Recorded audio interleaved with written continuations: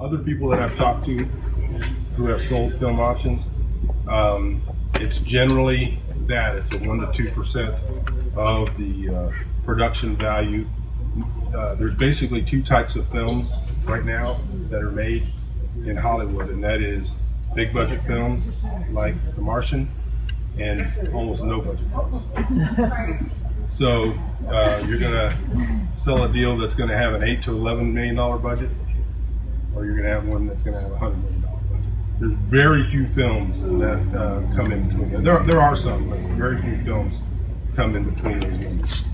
Give you an example. Ride Along 2 is about to come out. When Ride Along 1 was made, it was a spec script that was sold, and the budget for the first movie was $25 million. The budget for the second movie was well over $135 million. So, and those things are included in the deal. So that's film. With TV, it's completely different. TV is expectations are a lot lower. Most TV programs don't get picked up past the pilot, so you do have to have a little bit more interest in having some form of payment for the production of the pilot, and then there's a per episode fee that's paid to the original work for however many episodes are produced. So again, it can be very, very, very nice if you end up with a story that goes into 5 or 6 seasons on television, but most of them don't. Most of them, and another thing is that for several years, the average TV series buy was 24 episodes. Now it's 10 to 13. So that's changed the financials of all of it. So my agent had sold a TV show that was made for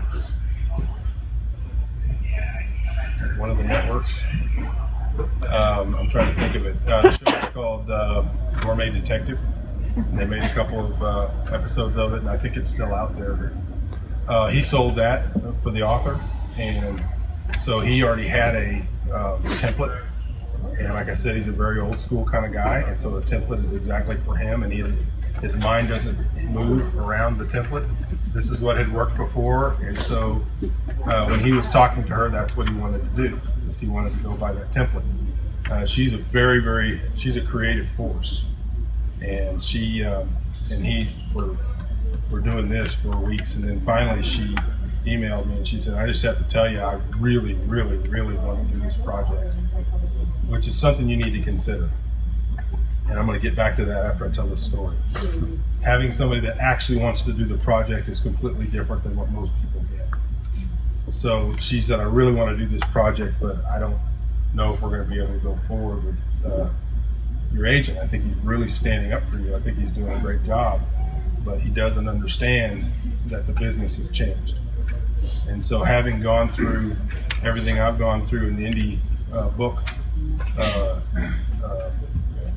world over the last 4 or 5 years, I contacted her personally and I said, "Okay, what is it you want to do? What is it you see happening?" And she assured me that she not only wanted to have the book made into some form of media, a TV show or a film, but that if she could not get major partners involved within the first year, that she was going to make it herself.